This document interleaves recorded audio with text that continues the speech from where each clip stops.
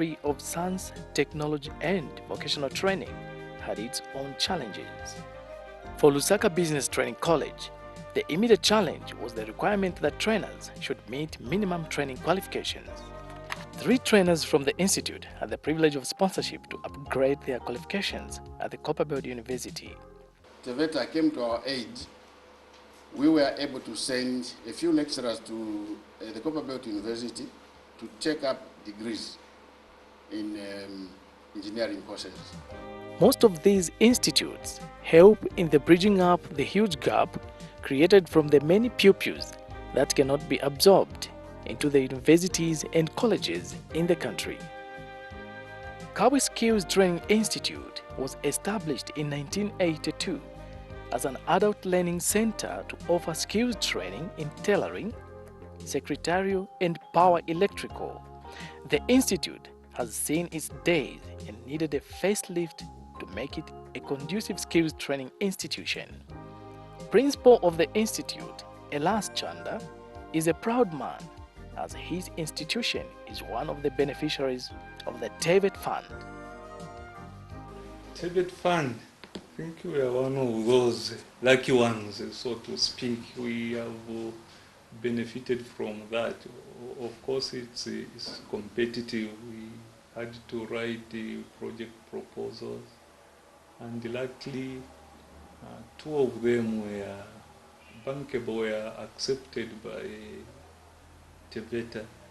That is provision of equipment in carpentry, as well as the information technology, provision of computers and other IT equipment. Then we also wanted the bid to have our workshop rehabilitated, the power electrical workshop. I think it was well done. They came here, rehabilitated the workshop, and we are using it. And power electrical lecturer also narrates how the conditions were before the renovations were done.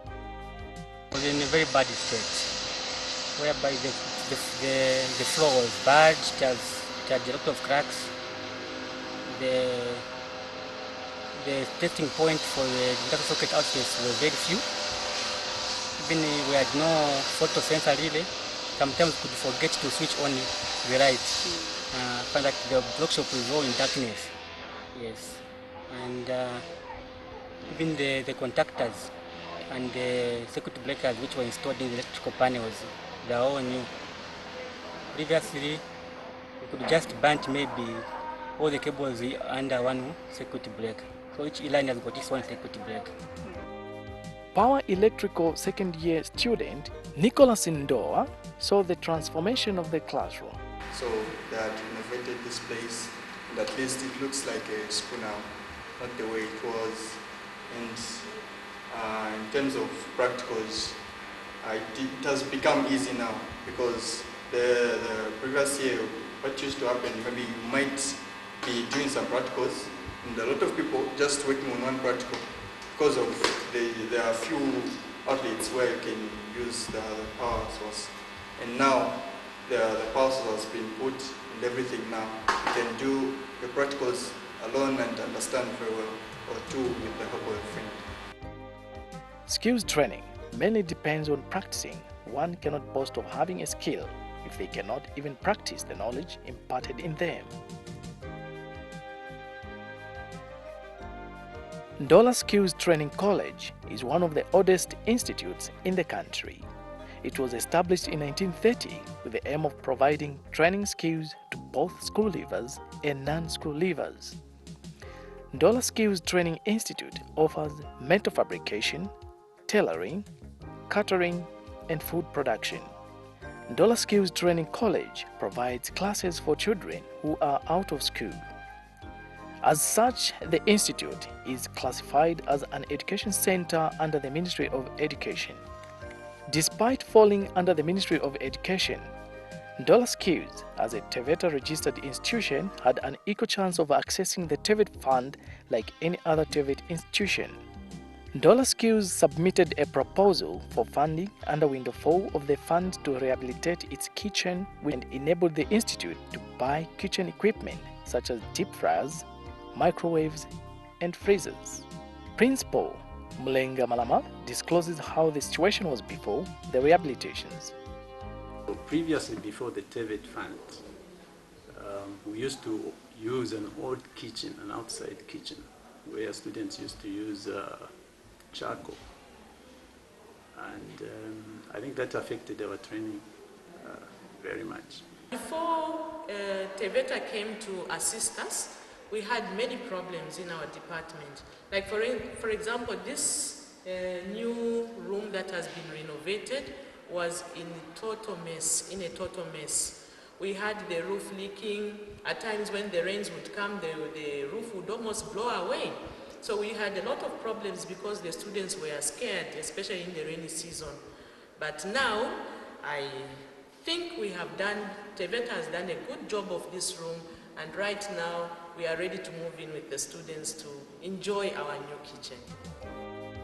In addition, the institute managed to acquire the state-of-the-art equipment for its tailoring department.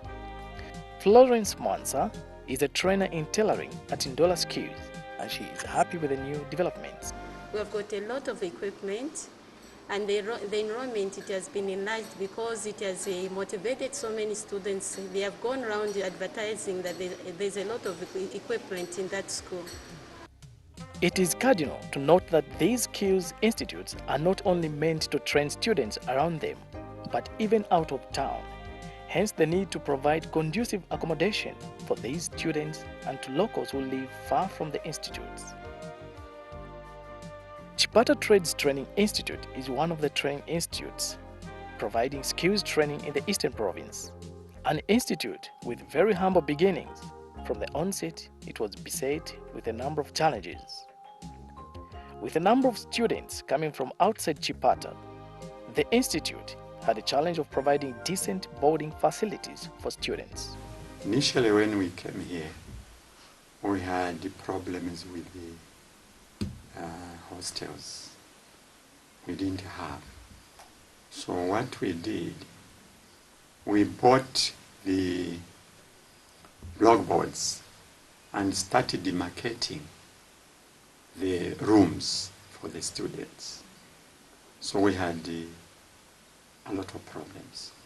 Also, workshops were there, but they were not in good shape.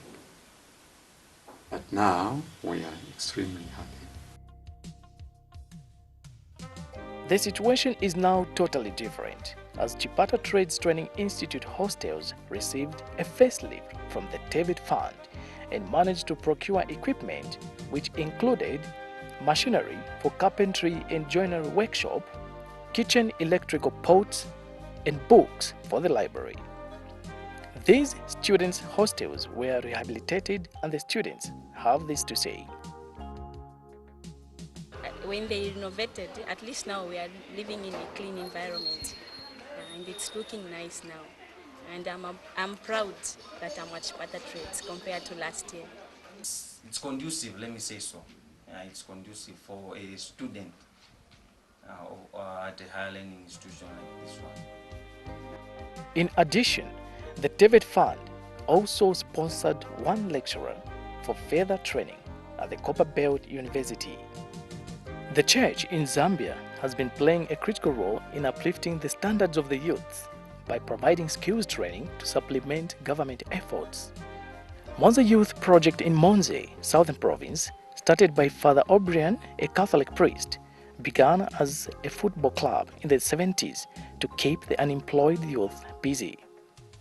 In the late 1970s, the church realized football was not the only skill that would help the so many youths in Monze to get off the streets. The youth project then started offering tailoring, catering, and later carpentry and bricklaying was added. As a result of the new development, Monza Youth Projects faced a challenge of accommodation. The immediate priority was to find accommodation for female students. Male students were left to be day scholars. Lack of accommodation for male students resulted in poor male enrollments for Monza Youth Project. The enrollment for the male child was poor. Why? Because they had nowhere to stay. When they go out in the compound to lunch, they were being harassed by other people. So much so that they used to abscond. When the TEVET fund was advertised, Monza Youth Project submitted a proposal for funding towards building of hostels for male students. Joseph Simbe, a student from Kafue, is studying food and nutrition and had this to say.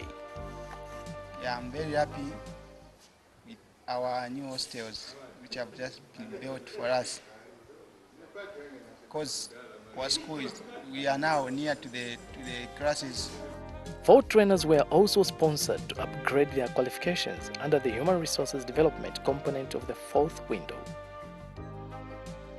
The words of gratitude I have for TEVET is that they should actually continue sponsoring, especially instructors, these untrained teachers in these training skills, so that at least they're exposed, they are trained, they know how to handle students, they know how to impart knowledge on the students. Zambia's only dairy training institute was established in 1965 with the objective of training farmers in dairy, and later started to offer training to school leavers as well.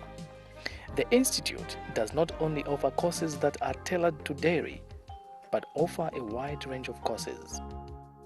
Palavana Dairy Training Institute was later devolved into Livestock Development Trust, LDT.